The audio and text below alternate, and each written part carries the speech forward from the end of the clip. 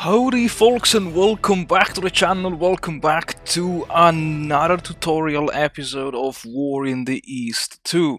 This tutorial marks the beginning of I wouldn't say a long series, but a series of tutorial episodes dedicated exclusively to the air component and the air war in War in the East 2. If you are a new player, you don't have to be scared because the air war in War in the East 2 is extremely detailed. Like, you can check every individual plane, every individual pilot, their fatigue, if they're damaged. I mean, the planes if they're damaged, and the pilots if they have fatigues. And so yeah, don't be afraid of this overwhelming amount of micromanagement, because the air war can be partially automated by the AI. And honestly, at least playing with the I think it's 2.51 beta patch, the AI is doing a really good job. I would not say outstanding, because I mean, human players can always find some small tricks, but the AI is really well programmed, well done. And yeah, if you come from War in the East 1, the air war in War in the East 2, it's kind of similar to the air war in War in the West, Gary Grigsby's War in the West, with the only difference being that in War in the East 2 is much more, I would say, appeasing to the human eye. The graphic user interface of the air war is absolutely fantastic. I personally, I just love it.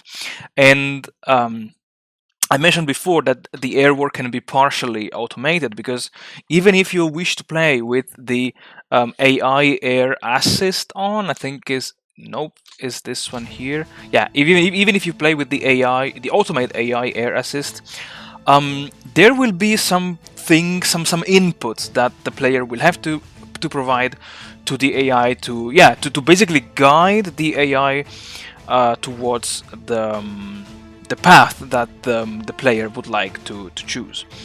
As this is a very introductory video, I just want to briefly mention give you an overview of the topics that we will talk in the next tutorials. If you come in from War in the East 1, the biggest difference beside the graphic user interface is that now air bases are not anymore like mobile units that you move around on the map, but they're actually fixed static infrastructures that you have to build in hexes to allow, of course, your planes to say to fly forward, and to land, and to refuel and rearm, and so on and so forth. Briefly, I mentioned that the air war part, you can go down to the individual plane and pilots, but likely you don't have to do it, because individual planes and pilots are grouped into what are called the air group units, and different air group units are attached to the air operational groups, AOGs, and the AOGs are precisely what you see on the map. If you zoom out to the maximum level, at least talking to in regard to the 1941-1945 campaign scenario, you can only see a few air operational groups, AOGs, but if you start to zoom in, you will see many more AOGs appearing on the map. These AOGs represent basically the chain of command that needs to be, I would say, fulfilled in order to issue directives to your planes, let's say. The air war, meaning the air execution phase, as we have seen in the previous tutorial, is totally handled by the AI, while the air planning phase can be either automated or manually controlled by the player. And we will see all of these in the upcoming tutorials. Because um, the AOGs are the very first thing that the player sees when he or she starts a new campaign, I just wanted to give you a brief overview of the nomenclature, because I like the idea of keeping the original, kind of the original um, uh, naming system, besides for the, I think, for the Axis minor allies, like, is not written in Hungarian, the third Hungarian bomber regiment, because I think it would be just way too complex to understand for non-Hungarian speaking people. But as always, I prepared a very um, relatively tiny spreadsheet to help you in better understanding the various names, and as well as the nomenclature. Yeah, let's call it the nomenclature of the Air Force. um, in regard to the command structure, the German Luftwaffe does have three types of um, AOGs. The first one is the Luftflotte. Like, we have, if you start in the 1941-1945 campaign scenario, you have the Luftflotte 1, Luftflotte 2, and the Luftflotte 4. um, Luftflotte 3 is deployed in France, and the Luftflotte 5 is deployed in Norway. Each Luftflotte, which can be translated as air fleet, contains one or more Fliegerkorps, and the Fliegerkorps can be translated as air corps, and they're shown here, like the first, the eighth, the second, the fifth, and the fourth Fliegerkorps. And then each Fliegerkorps contains one or more Geschwader. The Geschwader is the German version of what was the wing for the Royal Air Force, and the group for the USA Air Force. And we will come back to these in a second. The Red Army does have a much more traditional, standard, let's say, way of a standard nomenclature. Sorry, yeah. Oh, there's a typo here. Aviation oh, division, yeah.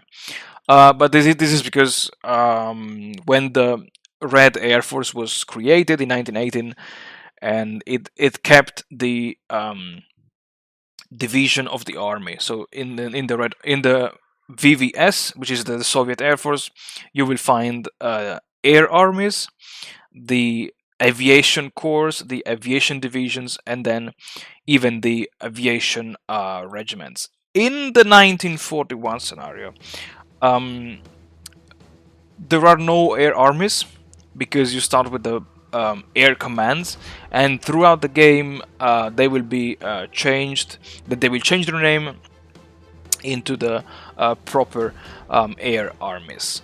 And also, you see that some of the Soviet AOGs do have some interesting names, like you have KBF, PVO, SAD. It's not sad, but sad means something else. It's not the opposite of being happy in this case. And yeah, in regard, let's say, to the coming back to the Axis point of view, all these abbreviations that you see here do actually have a meaning, basically. And as always, here I have prepared the comprehensive list of abbreviations and their, let's say, English translation for those of you who are not very good in German and or Russian language. I'm not gonna read them all. It's just for you here to give you, let's say, an overview of all the abbreviations that you will find, in this case, in the 1945 scenario, and abbreviations that you will also find in other scenarios, like the Schlachtgeschwader are basically the same as the STGs, the Stuka Geschwader, but they will appear only in 1943 and from 1943 onwards. Concerning the Soviet Air Force, the nomenclature can be slightly more complex and slightly more misleading, especially if you're playing in different scenarios. And for this case, I have selected just the regiments because in the prefix, the prefix always indicates the type of formation. Like you have the bombers, short range, long range bombers, fighters, recon, assault, aviation, and then in the suffix you have the type of formation. If you have a look at the 1941 scenario, you see that the Soviet Air Force starts with the divisions, because here you have a D. So this, instead of this 44 IAD, means the 44th Istrebitelnaya Aviaционная Divizia. Because for the divisions you have to add the suffix "ia", while for the regiments polk you have to add the "i". I know this is Russian, and if anyone is speaking Russian, please, you can make fun of my pronunciation. But yeah, so in the next tutorials we will dive into these aspects. We will have a look at the, of course, at the info box. We will have a look at the air operational groups, the air group unit. We will have a look at the AI assisted control, the manual controls, how to change and assign, prepare air directives, changing the loadout of the planes, how to deploy new AOGs and air group units, AGUs. Yes, that sounds good. And so on and so forth. So I don't want to waste any more of your time. So guys, thank you very much for watching. Thank you very much for supporting the channel. And well, I hope you guys enjoyed this tutorial, and I'll see you all in the next one.